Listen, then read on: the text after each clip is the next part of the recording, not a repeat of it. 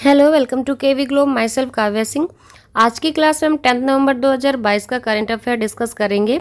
और आज की क्लास में जो इनसाइट टॉपिक है, तोहफी कार्यक्रम, पुष्कर मेले की मेज़बानी, 70वें अंतर्राष्ट्रीय fleet review, Malabar exercise 2022, carbon neutral tourist destination, भारतीय अंतर्राष्ट्रीय फिल्म महोत्सव, पूर्वानुमान लगाने के लिए फ्लड हब, आसियान भारत स्मारक शिखर सम्मेलन, mother tongue survey of India. इन सारे टॉपिक से रिलेटेड जितने भी इम्पोर्टेंट क्वेश्चंस बनते हैं एग्जाम के लिए वो सारे कवर किए गए हैं, इसलिए ध्यान से पूरी क्लास देखिए और क्लास को ज़्यादा से ज़्यादा शेयर करिएगा। क्लास स्टार्ट करने से पहले आपके लिए एक क्वेश्चन है, इनमें से कौन सी नदी दक्षिण भारत की गंगा भी कही जाती है? तो इसका सही आंसर आप लोग कमेंट बॉक्स में कमेंट करके बताइए और इस क्वेश्चन को डिटेल में डिस्कस करेंगे क्लास के एंड में। स्टार्ट करते हैं आज के क्वेश्चंस। पहला क्वेश्चन है, किस राज्य सरकार ने हाल ही में तोहफी कार्यक्रम शुरू किया है? इसका सही आंसर है option D, Haryana. Haryana one विभाग और US agency for international development यानी कि यूएसएआईडी ने राज्य में trees outside forest in India, इसको शॉर्ट में तोहफी कार्यक्रम जो है बोलते हैं, इसको शुरू किया है। भारत में वनों के बाहर पेड़ कार्यक्रम कार्बन पृथक्करण को बढ़ाएगा, स्थानीय समुदायों का समर्थन करेगा और कृषि की जलवायु लचीलापन को मजबूत करेगा। ये पहल किसानों, कंपनियों और अन्य निजी संस्थानों को राज्य में पारंपरिक वनों के बाहर वृक्षों के कवरेज का तेजी से विस्तार करने के लिए एक साथ लाएगी। नेक्स्ट क्वेश्चन है, हाल ही में 8 दिवसीय प्रतिष्ठित पुष्कर मेले की मेज़बानी किसने की है? तो इसका सही आंसर है ऑप्शन बी, पुष्कर, राजस्थान। ये जो पुष्कर मेला लगता है ये 8 दिवसीय होता है, 8 दिन के लिए लगता है। इस साल राजस्थान द्वारा इसकी जो है पुष्कर मेले की मेज़बानी की गई थी। 1 नवंबर से 9 नवंबर तक ये मेला लगा था। पुष्कर मेले को पुष्कर ऊंट मेला, कार्तिक मेले या कार्तिक का मेला भी कहा जाता है। पशुओं में ढेलदार चर्म रोग फैलने के कारण लोकप्रिय पशु मेले के बिना पुष्कर मेला लगा, यानी कि इस मेले में लोकप्रिय पशु भी लगाए जाते थे, लेकिन जो पशुओं में ये ढेलेदार चर्म रोग फैला हुआ है, इसके फैलने के कारण पुष्कर मेला इस बार पशु मेले के बिना ही लगा है। नेक्स्ट क्वेश्चन, 53वां भारतीय अंतर्राष्ट्रीय फिल्म महोत्सव कहाँ आयोजित किया जाएगा? तो इसका सही आंसर है ऑप्शन डी, गोवा। ये जो भारतीय अंतर्राष्ट्रीय फिल्म महोत्सव है इसका 53वां संस्करण है, ये गोवा में जो है आयोजित किया जाएगा। 53वें संस्करण में प्रतिष्ठित गोल्डन पिकॉक के लिए कुल 15 फिल्में प्रतिस्पर्धा करेंगी। IFFI इस महीने की 20 से 28 तारीख तक ये जो आयोजित किया जाएगा, international film festival of India यानी कि IFFI, ये 20 नवंबर से 28 नवंबर तक आयोजित होगा। तीसरे संस्करण में दिए गए पहले गोल्डन पिकॉक से पुरस्कार एशिया में सबसे अधिक मांग वाले फिल्म पुरस्कारों में से एक रहा है। नेक्स्ट क्वेश्चन है, हाल ही में भारतीय जहाज़ों ने कहाँ 17वें अंतर्राष्ट्रीय फ्लीट रिव्यू में भाग लिया है? तो भारतीय जहाज़ों ने जिसमें भाग लिया है ये 17th यानी कि 17वां अंतर्राष्ट्रीय फ्लीट रिव्यू है। कहाँ पर लिया है फ्लीट रिव्यू है?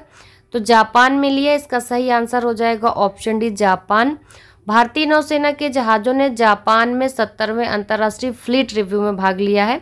इससे पहले भारतीय नौसेना के जहाज शिवालिक और कामोर्टा 2 नवंबर को जापान की योकोसुका पहुंचे थे। Japan maritime self defence force ने कहा था कि अंतर्राष्ट्रीय फ्लीट रिव्यू में 13 देशों ने हिस्सा लिया है। इस रिव्यू में टोटल 13 देशों ने हिस्सा लिया है। नेक्स्ट क्वेश्चन है, किस कंपनी ने हाल ही में बाढ़ पूर्वानुमान लगाने के लिए फ्लड हब नामक मंच लॉन्च किया गया है? तो ये जो फ्लड हब लॉन्च किया गया है ये बाढ़ का पूर्वानुमान लगाने के लिए लॉन्च किया गया है और इसे लॉन्च किया है गूगल ने। तो इसका सही आंसर हो जाएगा ऑप्शन डी, गूगल। ये इसमें एक्सप्लेन किया है फ्लड हब लोगों को बाढ़ जैसी प्राकृतिक आपदा के संबंध में सूचित करने के लिए ये विकसित किया गया है। गूगल ने इस प्लेटफॉर्म में कृत्रिम बुद्धिमत्ता यानी कि AI टेक्निक ट्रांसफर लर्निंग का उपयोग किया है ताकि कम डेटा उपलब्धता वाले क्षेत्रों में इस प्लेटफॉर्म का उपयोग किया जा सके, यानी कि जहाँ पर कम डेटा अवेलेबल है वहाँ पर भी उपयोग किया जा सके। नेक्स्ट क्वेश्चन है, यूपी सरकार ने मथुरा वृंदावन को कब तक कार्बन न्यूट्रल टूरिस्ट डेस्टिनेशन बनाने की घोषणा की है? इसका सही आंसर है ऑप्शन डी, 2041 यानी कि 2041 तक। उत्तर प्रदेश सरकार ने घोषणा की है कि भारत के सबसे बड़े तीर्थ स्थलों में से एक मथुरा वृंदावन है। इसका लक्ष्य 2041 तक शुद्ध शून्य कार्बन उत्सर्जन पर्यटन स्थल बनना है। पूरे ब्रज क्षेत्र से पर्यटक वाहनों पर प्रतिबंध लगा दिया जाएगा, जिसमें वृंदावन जैसे प्रसिद्ध तीर्थ केंद्र शामिल हैं और कृष्ण भूमि भी। सार्वजनिक परिवहन के रूप में उपयोग किए जाने वाले केवल इलेक्ट्रिक वाहनों को क्षेत्र में जाने की अनुमति होगी, बाकी जो वाहनों में प्रतिबंध लगाया जाएगा इन क्षेत्रों में। नेक्स्ट क्वेश्चन है, हाल ही में उपराष्ट्रपति जगदीप धनखड़ कहाँ आसियान भारत स्मारक शिखर सम्मेलन में भारत का नेतृत्व करेंगे? तो इसका सही आंसर है ऑप्शन डी, कंबोडिया। भारत के उपराष्ट्रपति हैं जगदीप धनखड़। ये इस सप्ताह कंबोडिया में आसियान भारत शिखर सम्मेलन में भाग लेंगे। तो अगर क्वेश्चन आता है किस शिखर सम्मेलन में भाग लेंगे, तो आसियान भारत स्मारक शिखर सम्मेलन में भाग लेंगे। कहाँ लेंगे? तो ऑप्शन डी सही है, कंबोडिया में लेंगे। इसमें दोनों पक्षों के बीच रणनीतिक साझेदारी की स्थिति की समीक्षा करने। विदेश मंत्रालय के अनुसार जगदीप धनखड़ जी शुरू होने वाले दक्षिण पूर्व एशियाई राष्ट्र की अपनी 3 दिवसीय यात्रा के दौरान, यानी कि जो इनकी यात्रा होगी 3 दिवसीय होगी, इसके दौरान 17वें पूर्वी एशिया शिखर सम्मेलन में भी भारत का प्रतिनिधित्व करेंगे। जो 17वां पूर्वी एशिया शिखर सम्मेलन होगा उसमें भी ये प्रतिनिधित्व करेंगे। नेक्स्ट क्वेश्चन है, मालाबार एक्सरसाइज 2022 हाल ही में कहाँ पर शुरू हुई है? तो जो मालाबार एक्सरसाइज है 2022 ये शुरू हुई है जापान में। इसका सही आंसर है ऑप्शन है जापान।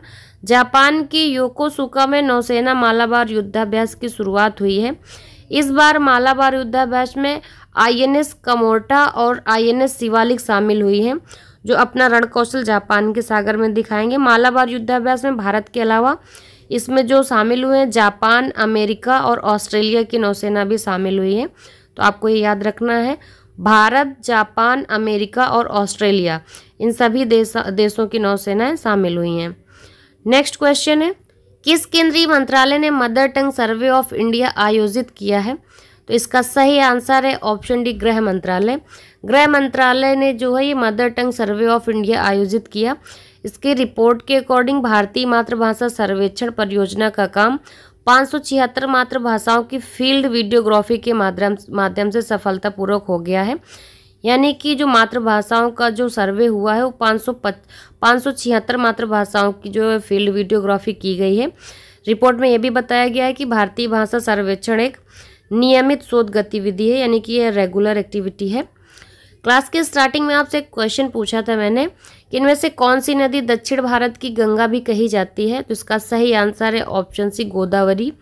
गोदावरी को दक्षिण भारत की गंगा कहते हैं। इसका सही आंसर हो जाएगा ऑप्शन सी। यह नदी दूसरी प्रायद्वीपीय नदियों में से सबसे बड़ी नदी है। इसे दक्षिण गंगा भी कहा जाता है। इसकी उत्पत्ति पश्चिमी घाट में त्रयंबक पहाड़ी से हुई है। ये महाराष्ट्र में नासिक जिले से निकलती है। और कल की क्लास में आपसे जो क्वेश्चन पूछा था मैंने वो था किस देश ने सबसे पहले विश्व सुनामी जागरूकता दिवस मनाने का सुझाव दिया था? इसका सही आंसर है ऑप्शन है जापान। जापान ने सबसे पहले विश्व सुनामी जागरूकता दिवस मनाने का सुझाव दिया था। और इस क्वेश्चन में जिन लोगों ने सबसे पहले सही आंसर किया उनके नाम है अवंतिका, अभिषेक पासवान, मुकेश मीना, प्रीति दिवाकर, अंजलि वेदी, विकास शर्मा। इन सभी लोगों ने इस क्वेश्चन का एकदम सही आंसर दिया है। और आज का क्वेश्चन है आपके लिए, शिक्षा मंत्रालय ने कब जनजातीय गौरव दिवस मनाने की घोषणा की है? इसका सही आंसर आप लोग कमेंट बॉक्स में कमेंट करके बताइए। और क्लास को ज़्यादा से ज़्यादा शेयर करना बिल्कुल भी मत भूलिएगा। क्लास को ज़्यादा से ज़्यादा शेयर किया करिए। इन सारे क्वेश्चंस को आपस में शेयर करने के बाद एक बार डिस्कस जरूर करिए, जिससे आपका रिवीजन भी हो जाएगा और करंट अफेयर बेहतर आपकी प्रिपेयर भी हो जाएगी। चैनल को सब्सक्राइब करके बेल आइकन दबाना बिल्कुल भी मत भूलिएगा। अगर क्लास से रिलेटेड कोई सजेशंस हैं आपके हमारे लिए, प्लीज़ वो भी कमेंट बॉक्स में कमेंट करके बताइए। And thanks for watching.